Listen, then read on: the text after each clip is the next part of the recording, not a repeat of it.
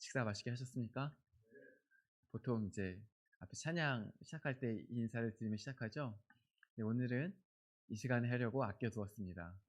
항상 이제 식당에서 맛있는 식사를 하는데 오늘은 특별히 굴이 들어간 미역국이 참 시원하고 맛있었습니다. 교회에서 이렇게 함께 성도님들하고 맛있는 것을 먹는 게 큰 은혜라고 생각합니다. 감사하며 매주 먹고 있습니다. 제 개인적으로 심심할 때 여러 가지 활동을 하는데요. 저는 뭐 축구도 하고 농구도 하지만 집에 있을 때는 핸드폰으로 주로 웹소설을 봅니다.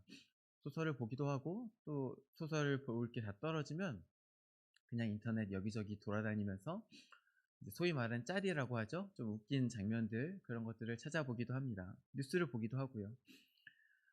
이 재밌는 장면들을 찾다 보면 시간 가는 줄 모르게 됩니다. 얼마 전에도 재미있는 2컷짜리 짧은 만화를 보았습니다. 어떤 동물 캐릭터가 나오는데요. 첫 번째 컷에서는 그 캐릭터가 굉장히 걱정하는 표정으로 이렇게 말합니다. 네가 말을 너무 심하게 해서 기분이 나쁜 줄 알고 걱정했는데 이렇게 이야기합니다. 그리고 이어진 두 번째 컷에서는요. 방금 그 캐릭터가 이제 걱정하던 표정이 바뀌어서 활짝 웃는 표정이 되어서 이렇게 이야기합니다. 알고 보니까 성격이 나쁜 거였네. 그래서 웃는 겁니다. 피식 웃게 만드는 이제 만화인데 그래서 이게 어떤 메시지가 있죠. 우리가 말하는 내용이 말하는 모양이 어쩌면 우리의 성격을 보인다는 거죠. 말을 보통 예쁘게 하면 성품과 성격이 좋다고 판단이 됩니다. 반대로 말을 뾰족하게 하면 혹은 비꼬듯이 말하면 그 사람이 성품과 성격이 별로 좋지 않다 이렇게 판단하게 되죠. 그런데 요즘에는 우리의 이 말 습관이 좀 더 본질적으로 자존감과 연결된다는 말을 많이 하곤 합니다. 단순히 성격이 좋고 나쁘고 이전에 자존감이 좋으면 말을 좀 더 이제 부드럽게 할 수 있고 그렇지 않으면 말을 좀 더 뾰족하게 한다는 겁니다. 자존감이 뭐냐면 자신을 존중하고 가치 있는 존재라고 인식하는 마음이라고 그래요. 이 자존감이라는 단어가 사실 인제 여기 계신 분들도 아시겠지만 저희 어릴 적에는 별로 그렇게 많이 쓰이던 말은 아니었어요. 그런데 어느 순간부터 그게 주목되더니 인제 최근에는 굉장히 많은 사람들이 주목하는 단어가 되었죠.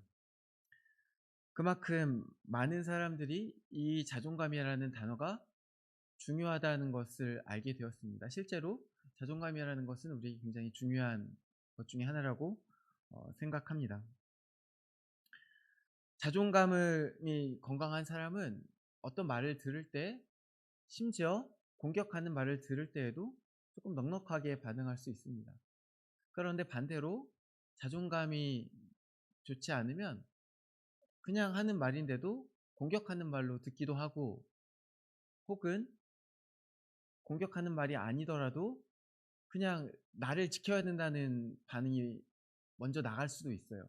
그렇다 보면은 말이 좀 뾰족하거나 방어적이거나 어떨 때는 비꼬듯이 공격적으로 나가기도 합니다.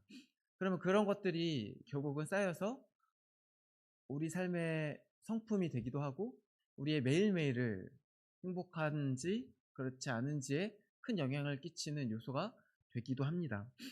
그래서 이 자존감에 대한 책도 굉장히 많이 요즘에 출판이 되었고요. 자존감에 대한 강의도 인터넷 보면은 셀 수 없이 많은 것 같아요. 다시 말씀드리지만 이것이 중요하다는 것들을 어 저도 그렇게 생각하고 있습니다. 성경에서는 근데 이 자존감이 보통 이제 오늘 본문과 연결되는 경우가 많이 있습니다. 오늘 본문에 보면은 5 절에 모든 골짜기가 메워지고 모든 산과 작은 산이 낮아진다는 표현이 나오는데 이 말씀과 연결되는 것입니다. 오늘 인제 제가 이 자존감으로 이야기를 하면서 결국 하고 싶은 본문은 이 본문이에요. 5 절. 모든 골짜기가 메워지고 모든 산과 작은 산이 낮아지고 굽은 것이 곧아지고 험한 길이 평탄해질 것이요. 이 말씀이 그러면 이 방금 이제 언급했던 그 자존감에 대한 말씀인가 아닌가? 혹은 자존감에 대한 말씀이라고 하더라도 그게 전부인가? 한번 조금 깊이 있게 이 말씀을 들여다보았으면 좋겠어요. 오늘 본문 말씀 중에 이 4 절부터 6 절은 인제 4 절에도 그렇게 나오잖아요. 선지자 이사야의 책에 쓴 바, 이 이사야서에 나온 말씀을 누가가 인용한 거예요. 원래 이사야 40장의 말씀입니다. 그러면 인제 원래 이 말씀이 이사야서에서는 어떻게 사용되었는지 그 의미를 먼저 살펴보는 게 필요하다고 생각합니다. 이사야는 우시야 왕 때부터 히스기야 왕 시대에 이르기까지 많은 왕이 이렇게 바뀌는 긴 시간 동안 활동한 하나님의 선지자였습니다. 그가 사역하던 시기 중에 북이스라엘은 제국 아수르에 의해서 멸망하기도 했습니다. 이것은 하나님을 저버리고 악에 빠졌던 북이스라엘을 향한 하나님의 심판이었습니다. 우리의 눈에 보기에는 제국 아수르가 북이스라엘을 멸망시켰지만 그것은 하나님의 심판이었다는 것입니다. 이 시기 남유다의 정치적 상황도 역시 혼란스러웠는데요. 그것은 그 당시 그 지역의 패권이 아수르에서 바벨론으로 옮겨가던 시기였기 때문에 그렇습니다. 바벨론이 한쪽에서 부흥하고 있습니다. 그러면 기존의 패권 국가였던 아수르의 힘이 그만큼 좀 약해졌겠죠. 이런 상황 속에서 이 남유다는 아수르에 그전에 이제 조공을 바치고 있었는데 이제 아수르부터 벗어나야겠다 생각을 하게 됩니다. 근데 아무리 아수르가 약해졌다 할지라도 남유다가 혼자 맞서 싸우기는 좀 어렵잖아요. 그래서 이제 나온 정책이 친애굽 정책이었어요. 오늘 대예배 설교에도 나왔지만 이거는 사실 여러 번 고질적으로 반복되던 이스라엘들의 죄였어요. 남유다와 북이스라엘 모두의 죄였어요.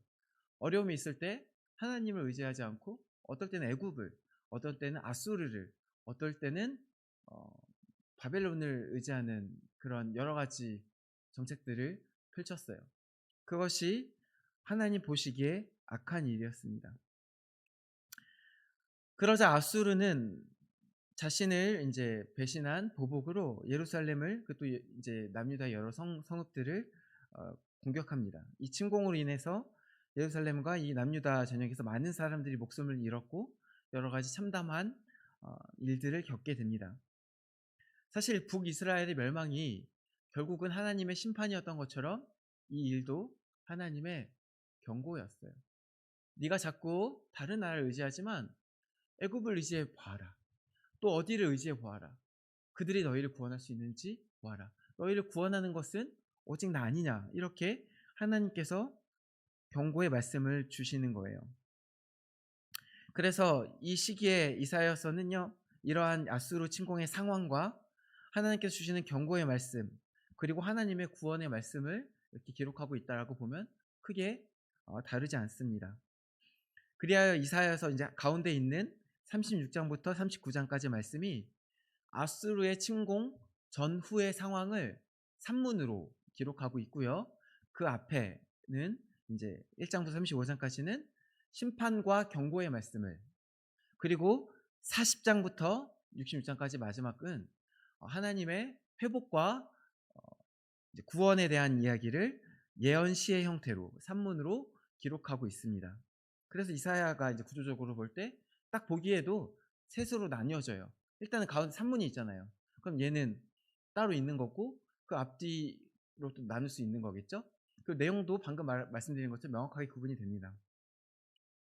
특히 오늘 본문에서 인용한 이 말씀은 그 중에서도 이사야서 40장에 위치했다 그랬잖아요. 이 이사야서 40장은 방금 말씀드린 것처럼 이 세 가지 부분 중에 마지막 부분에 시작되는 부분이에요. 그러면 이 40장이 어떤 위치냐? 주제가 전환되는 위치라는 거예요. 그 앞까지 어떤 주제로 계속 기록되다가 새로운 주제가 시작되는 그 위치에 이사야서 40장이 있어요. 그래야 이사야 40장 1절은 어떻게 시작되느냐? 제가 읽어드릴게요. 너희의 하나님이 이르시되 너희는 위로하라 내 백성을 위로하라. 위로를 명령하는 말씀으로 시작돼요. 그래서 이 위로를 명령하는 말씀이 40장부터 사실 나머지 전체인 거예요. 나머지 뒤에 있는 하나님의 구원의 말씀, 앞으로 하나님께서 어떻게 길들을 예비하실 것이고 하나님의 구원을 어떻게 볼 것이다. 이런 이스라엘 향한 구원과 더 나아가 열방을 향한 구원의 예언의 말씀이 곧 위로의 말씀인 거예요. 그래서 이 맥락 속에 지금 이 40장 이유는 다 있는 거예요. 이 위로의 말씀이라는 맥락 속에. 그리고 그 직후에 나오는 말씀이 이제 오늘 본문에 인용되었던 하나님의 대로를 평탄케 하라는 말씀이에요. 제가 이사야서 40장 3절부터 5절까지 말씀을 읽어볼게요. 외치는 자의 소리여 이르되 너희는 광야에서 여호와의 길을 예비하라. 사막에서 우리 하나님의 대로를 평탄하게 하라. 골짜기마다 도두어지며 산마다 언덕마다 낮아지며 고르지 아니한 곳이 평탄하게 되며 험한 곳이 평지가 될 것이요 여호와의 영광이 나타나고 모든 육체가 그것을 함께 보리라. 이는 여호와의 입이 말씀하셨느니라. 무슨 말이에요? 이사야 40장부터 이스라엘을 향한, 또 이스라엘을 넘어서 온 열방을 향한 하나님의 위로의 말씀이 선포되기 시작되는데, 그 선포되는 가장 앞에 나온 이야기가 이 골짜기가 도두어지고 산마다 언덕마다 낮아질 것이라는 말씀이 위치했다는 거예요. 또 이제 이사야서 말씀을 이제 가만히 보면은 이 말씀은 위로의 말씀이면서, 이제 1절부터 이제 그 뒤는 다 위로의 말씀이라고 했잖아요. 위로의 말씀이면서 동시에 하나님의 대로를 평탄하게 하라는 명령의 말씀이기도 해요. 이게 왜 그러냐면 이 골짜기가 메워지고 산이 낮아지는 그 말씀이 4절에 나오는데, 그 앞뒤를 보면 3절과 5절을 보면 3절에 뭐라고 나오냐면 하나님의 대로를 평탄하게 하라 이런 명령이 나왔다가 5절에서는 여호와의 영광이 나타나고 모든 육체가 그것을 보리라. 즉 하나님의 대로라는 이야기와 이 여호와의 영광이 나타날 것이라는 이야기가 연결되잖아요. 3절과 5절에서. 그러니까 이 3절, 4절, 5절이 세트인 거예요. 이 하나님의 대로를 준비하라 그러고, 그러면 결국은 하나님의 대로를 준비해라. 그러면 이 낮은 것들은 높아질 것이고 높은 것은 낮아질 것인데 그 이후에 모두가 하나님의 영광을 보리라. 이렇게 3절부터 5절까지 연결된다는 거예요. 그래서 이 낮아진 것이 높아지는 것, 높은 것이 낮아지는 것, 이게 곧 하나님의 대로를 준비하는 것과 그 명령과 동일한 이야기라는 거예요. 그 4절 말씀은 그 명령의 말씀이 실현되는 것을 이야기하고 있는 거예요. 3절에서 하나님의 대로를 이제 준비하라 명령했는데 그 명령이 어떻게 실현되냐? 낮아진 것들이 높아지고 높아진 것들은 낮아진다는 거예요. 또 이어지는 말씀 이제 6절부터 8절까지도 좀 보면요. 제가 조금 이제 설교하다가 혼자 신이 나면 말이 빨라집니다. 6절부터 8절까지 말씀을 제가 읽어볼게요. 말하는 자의 소리여 이르되 외치라. 대답하되 내가 무엇이라 외치리까 하니 이르되 모든 육체는 풀이요 그의 모든 아름다움은 들의 꽃과 같으니 푸른 마르고 꽃이 시듬은 여호와의 기운이 그 위에 불미라. 이 백성은 실로 풀이로다. 지금 그 다음에 이어지는 말씀이 뭐냐? 풀은 마르고 꽃은 시든다. 근데 이 풀은 뭐고 꽃은 뭐래요? 이 풀은 백성이래요. 이 이스라엘 백성을 얘기하는 거래요. 근데 이게 더 확장하면 뭐겠어요? 모든 열방의 인생들이겠죠. 사람이 결국 풀이라는 거예요. 이 지금 이제 여호와의 길을 준비하라는 명령이 있었고, 그 다음에 나오는 말씀이 풀은 마르고 꽃은 시든다. 모든 인생이 결국은, 이 풀은 결국 인생이고 꽃은 인생의 영광인데, 꽃은 아름다운 것 아닙니까? 그 인생의 영광들인데 그게 결국은 시든다 이거예요. 근데 보세요. 이 명령의 내용이 뭐라고요? 명령이 어떻게 실현된다고요? 낮은 것이 높아지고 높은 것이 낮아진다. 그러면서 이어지는 말씀이 인생이 결국은 시든다. 인생의 영광이라는 것이 결국 아무것도 아니다. 그럼 이 연결되는 이 맥락에서 높고 낮음이 결국 뭐겠어요? 사람의 높고 낮음 아니겠어요? 인생 가운데 높아짐과 인생 가운데 낮아짐이 아니겠어요? 이것은 어쩌면 지금 구체적으로, 좀 더 구체적으로 이야기하자면 현재 침략당하는 남유다의 처지일 수도 있어요. 현재 이 풀과 꽃이, 그리고 이 낮아진 상태가 이 남유다의 그런 공격당하는 상태, 정말 침략당하는 상태일 수도 있어요. 이 낮은 모습이 저 이스라엘 처음이 멸망해서 노예가 된 상태, 포로가 된 상태일 수도 있어요. 혹은 그것을 넘어서 모든 사람 가운데 지금 풀은 마르고 꽃이 시드는데 그것이 인생이라고 했잖아요. 좀 더 구체적으로 말해서 우리 삶의 어떤 높고 낮아짐, 돈이 많고 적음, 지위가 높고 낮음, 왕이 되거나 거지가 되거나 부자가 되거나 어떤 노예가 되거나 이처럼 우리가 갖고 있는 어떤 세상에서 우리가 얻게 되는 어떤 사람의 영광이 있잖아요. 그런 것들이 높아짐과 낮아짐을 이야기하는 것일 수도 있어요. 그런데 이것에 대해서 지금 뭐라고 말하고 있다고요? 이사야 선지자는 푸른 마른 꽃은 시든다. 결국 그 모든 것이 유한한 거 아니냐. 너희가 높고 낮음을 이야기하지만 너희가 높다 말하고 나는 스스로 높다 말하고 나는 스스로 낮다 말하지만 결국 너희가 마지막에 시들어버릴 것 존재 아니냐. 생각해 보십시오. 이제 인생을 여기 계신 분들은 거의 저보다 이제 훨씬 많이 이제 사신 분들이니까 인생에 대해서 잘 아시잖아요. 왕년에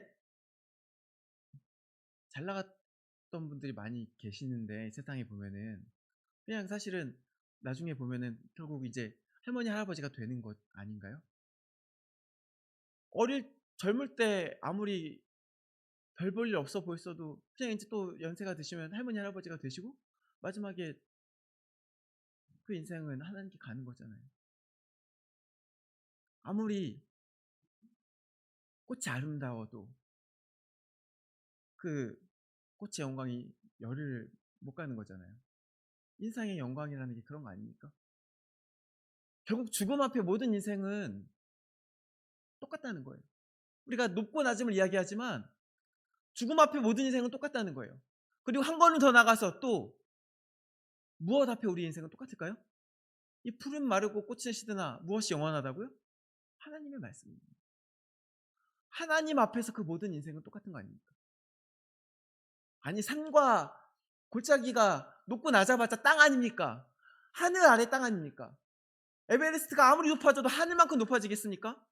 우리가 이 땅에서 아무리 탑을 쌓는다고 해서 하늘에 닿겠습니까? 누가 하나님 앞에 높다 말할 수 있겠습니까? 누가 하나님 앞에 나는 너무 낮아서 아무것도 아닌 존재라고 그렇게 얘기할 수 있겠습니까? 인생이라는 것이 죽음 앞에서 또 하나님 앞에서 아무것도 아닌 거 아닙니까?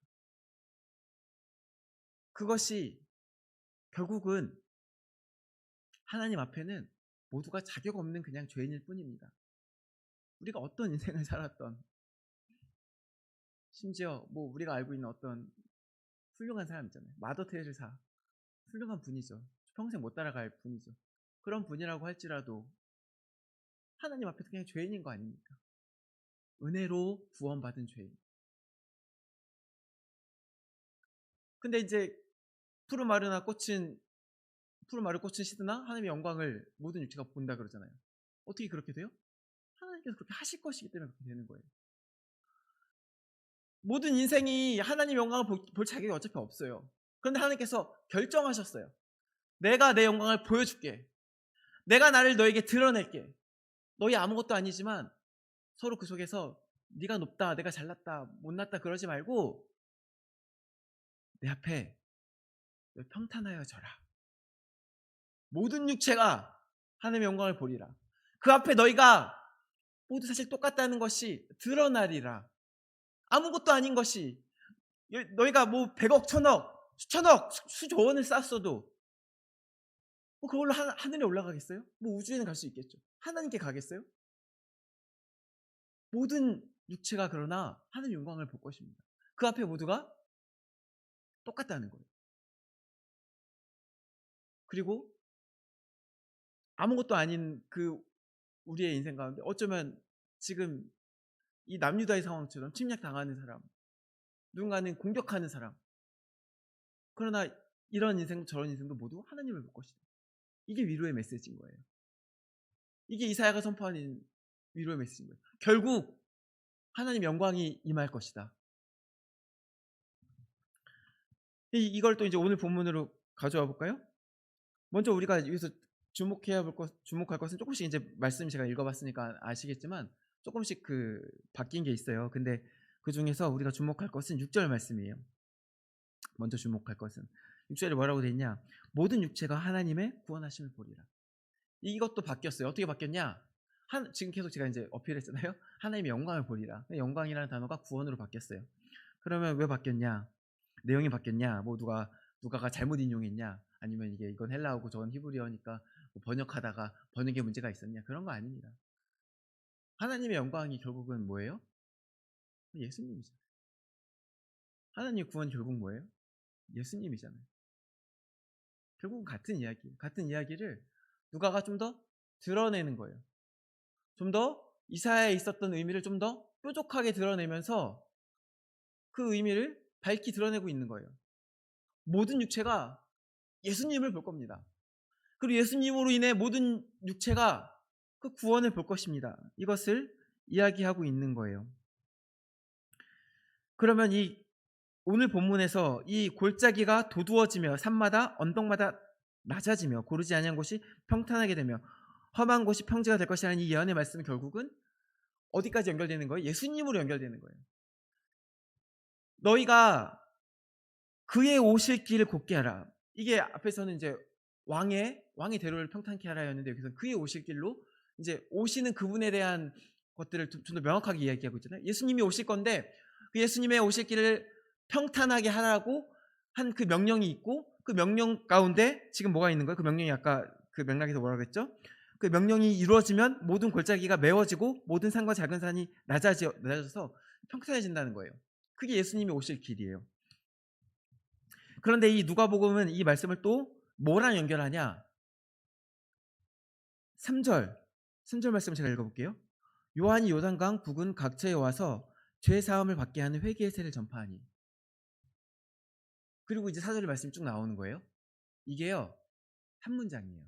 3절과 4절이 한 문장이에요. 이어지는 이야기예요. 헬라어 성경에도 그렇고요. 이제 우리 성경에서도 이제 끊어지지 않고 연결되잖아요. 그러면 지금 이 세례 요한의 사역이 어떻게 표현했을 때는 회개의 세례인데 어떻게 표현했을 때는 뭐냐? 예수 그리스도에 오는 길을 준비하는 거예요. 그러면 거꾸로 얘기해서 예수 그리스도에 오시는 길을 준비하는 그게 곧 뭐냐? 회개시키는 세례인 거예요. 그럼 사람들이 어떻게 해야 예수님을 받을 수 있어요? 회개해야 받을 수 있어요. 근데 그 회개하라고 이야기한 그 길을 준비한 게 아까 뭐라 그랬어요? 길을 준비하는 게 낮은 골짜기는 메워지고 높은 산 낮아지는 게 곧 그 길을 예배하는 거라고 했어요. 그러면요 이게 그냥 단순히 이 높고 낮음은 우리의 아까 말한 자존감일 수 있어요. 어떤 지위일 수 있어요. 근데 이거는 단순히 우리의 지위를 우리 다 하나님 앞에 평등해 이것들을 회복하는 그 이야기에서 그치는 게 아니고 네가 지금 네 정서적으로 많이 불안하구나 건강해져라 혹은 네가 너무 교만하구나 예수님 앞에 네가 교만한 걸 버려야 된다 이런 이성 수준이 아니라 회개해야 되는 상태라는 거예요.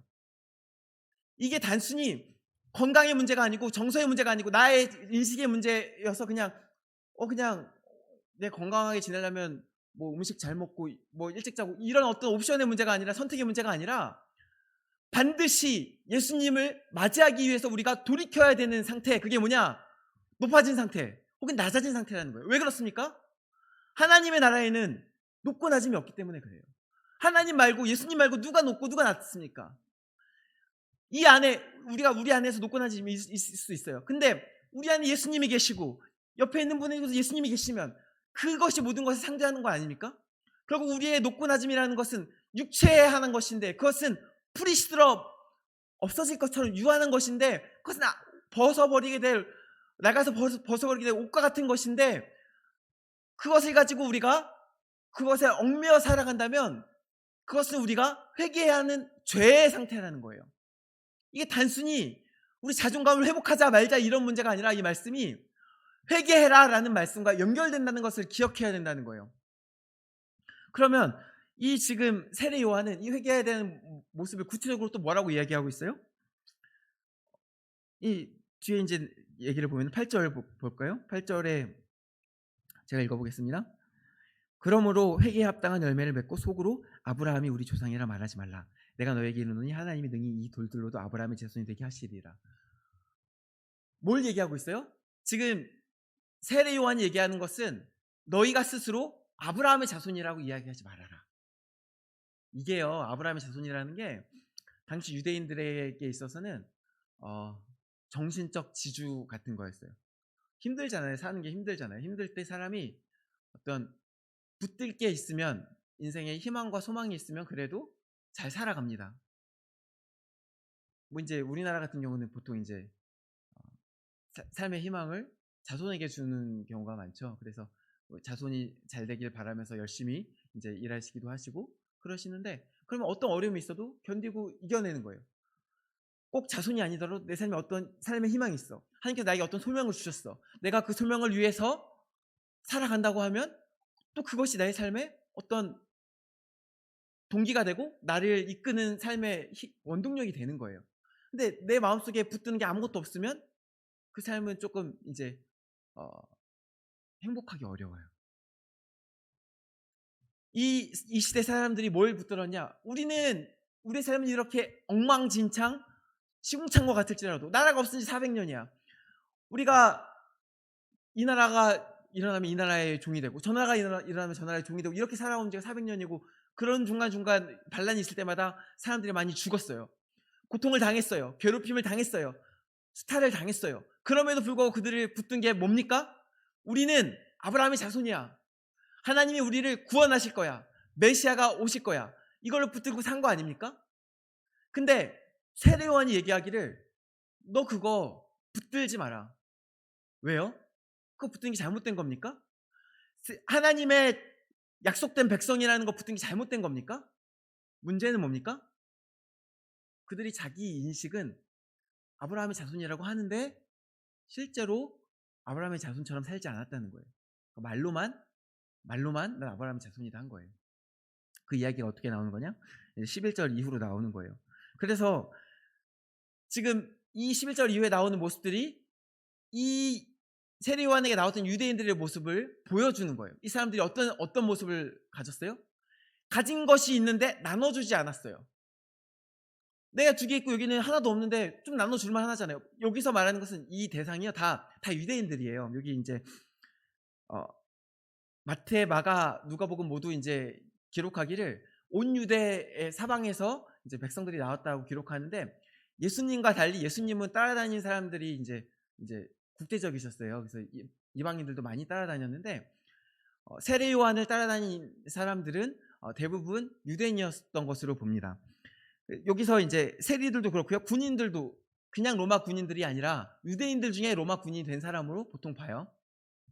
근데 이 사람들이 유대인들인데 유대인들로 살면서 옆에 가난한 사람이 당장 굶고 있는데, 근데 이 사람이 그냥 남이 아니야. 우리가 한 교회 다니면 형제라고 하잖아요. 형제님, 자매님 그러잖아요. 한 가족이라고 얘기하잖아요. 한 공동체라고 그러잖아요. 그와 같이 이스라엘 사람들은 같은 민족 사람을 형제라고 그랬어요. 같은 하나님 아버지 밑에 형제라고 그랬어요. 근데 형제가 굶고 있는데 난 먹을 게 2개 있는데 안 주는 거예요. 혹은 세리가 됐어? 근데 내가 어떤 권한이 있잖아요. 세리로서 권한이 있잖아요. 그 권한으로 정해진 것만 거두면 되는데 더 많이 거두는 거예요. 왜요? 나 이득 보려고. 세상 보기에 어떤 권한이 있을 때 그것을 가지고 선한 일에 쓰는 것이 아니라 내 이득을 위해 쓰는 거예요. 이 군인들은요, 로마 군병들은요, 이 사람들은 이제 우리가 한테 익숙한 말로는 이제 일제시대 친일파 같은 사람들인 거죠. 뭐 세리들도 마찬가지지만 로마에 붙어서 자기 마음대로 다른 사람들 걸 수탈해요. 근데 누굴 수탈해요? 다른 사람들 수탈하는 게 아니에요. 같은 민족을 수탈하는 거예요. 지금 같은 민족 중에 힘이 없는 사람, 만만한 사람 잡아다가 그래야 이제 나한테 해코지를 못할 테니까 마음대로 수탈하는 거예요. 왜요? 자기 이득을 위해서요. 이 사람이 아브라함의 자손이 맞습니까? 돈의 자손 아닙니까? 돈의 종 아닙니까? 돈 벌라고 같은 형제들을 팔아넘기고 돈 벌라고 같은 형제들 것을 빼앗고 자기 것이 있는데 주지 않고 이 사람이 아브라함의 자손이 맞습니까? 아니라는 거예요. 너희가 스스로는 자기 인식을 아브라함의 자손이라고 하지만 너희 아브라함의 자손이 아닌 것으로 살지 않느냐. 회개해라. 그게 지금 이 세례 요한이 선포하는 회개 메시지거든요. 근데 그 근간에 뭐가 있었던 거예요? 내가 가진 힘으로, 내가 스스로 높다 하여 내가 가진 힘으로 누군가를 착취하는 거예요. 내가 가진 힘으로 나눠줘야 되는데 그게 하나님의 백성다운 것인데 나는 더 높다고 생각해서 그 힘과 돈으로 오히려 남의 것을 더 억압하고 남을 더 힘들게 하고 남의 것을 강탈하는 거예요. 그러니까 이 근본에 뭐가 있는 거예요? 이들의 이 잘못된 자기인식 근본에 뭐가 있는 거예요? 나는 산이야. 나는 세상에서 산이고 잘났고 난 힘이 있어. 좀 마음대로 해도 되지. 이 인식이 있는 거예요. 또 반대로 낮아진 사람들은 나는 이 세상에서 을 중에 을이야. 자기 연민에 빠져서 그 속에서 하나님 안에 어떤 주시는 어떤 감사한 것들을 바라보지 못하고 난 불쌍해, 난 불쌍해 거기에만 푹 빠져 있는 사람들. 근데 이것들이 자기 인식을 방해하고 죄로 연결된다는 거예요. 사랑하는 성도 여러분, 이 말씀이 이사야의 말씀이 세례 요한 때 이제 예수님의 길을 예비하는 걸로 확장되었어요. 근데 그렇다고 해서 그러면 이제 오늘 우리와 상관이 없습니까? 결국 그렇지 않죠. 예수님의 오심은 이미 한번 오셨어요. 그러나 또 오실 거잖아요. 왕의 길은 우리가 계속 준비해야 돼요. 그 길을 우리가 어떻게 준비할까요? 우리 스스로의 모습을 한번 돌아봅시다. 세상에서는 돈 있는 사람이 높다 그러고 뭐 권력 가진 사람이 높다 그래요. 그렇지 않은 사람은 낮다 그래요. 높은 사람이 낮은 사람 것을 갑을 관계에서 쉽게 빼앗죠. 제 친구가 자영업 하는데 전화하면 본사 욕을 그렇게 해요. 이제 본사와 이제 거의 이제 프랜차이즈 자영업을 하는데 본사와 이제 프랜차이즈 같은 경우는 갑을 관계가 형성이 되잖아요. 본사에서 사실 물건 안 주면 이 자영업자는 할 수 있는 게 없어요. 물건 그냥 그리고 아니면 이상한 물건만 주고 이제 맘먹고 괴롭히려면 엄청 괴롭힐 수 있어요. 근데 그 속에서 그걸 이용해서 자기 이득을 누리는 사람들이 있어요. 아야, 너 이거 아니면 안 되잖아. 돈 줘봐. 나한테 돈 좀 줘봐. 그래서 자기 이득을 취하는 사람들이 있어요. 그런 사람이 교회 다닌다고 하면 그 사람이 하나님의 자녀가 맞습니까? 제가 그 사람이 기다 아니다 말할 수는 없죠. 그러나 하나님은 말씀하실 거예요. 그 사람에게. 네가 지금 어떤 삶을 살고 있느냐. 여호와의 영광이 나타날 것인데 예수님께서 다시 오실 것인데 그때 너 스스로 높다고 높아져서 다른 사람들 핍박하고 있을래? 혹은 너 스스로 나는 아무것도 아니라고 땅 파고 깊이 들어가서 자기 연민에 빠져서 하나님을 보지 않고 자기 상처만 돌아보고 있을래? 이렇게 물으실지도 모르겠어요.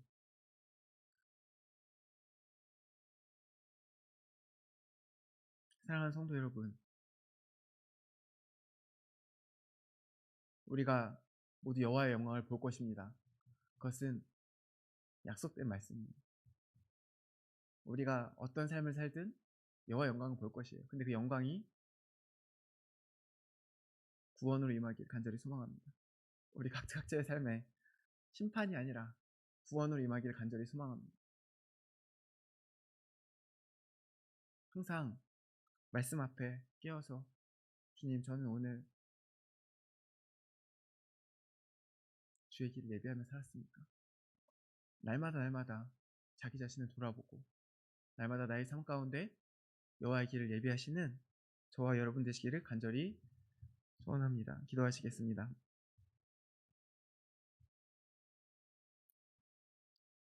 아무 자격이 없지만 우리에게 여호와의 영광을, 여호와의 구원을 보게 하시리라 약속하신 위로의 말씀을 주신 아버지 하나님 감사합니다. 또 그 위로의 말씀을 따라 이 땅에 오셨고 또다시 이 땅에 다시 오실 예수 그리스도께 감사드립니다. 주님, 우리가 이 세례 요한이 그러했던 것처럼 우리의 삶도 주의 길을 예배하는 삶 되기를 원합니다. 이 땅에서 스스로 높아지지도 아니하게 하시고 이 땅에 스스로 낮아지지도 아니하게 하시고 그것으로 다른 사람을 아프게 하지 아니하게 하시고 한 형제로 서로 사랑하며 선을 행하며 살아갈 수 있게 은혜를 베풀어 주시옵소서. 감사드리오며 예수 그리스도 이름으로 기도드립니다. 아멘.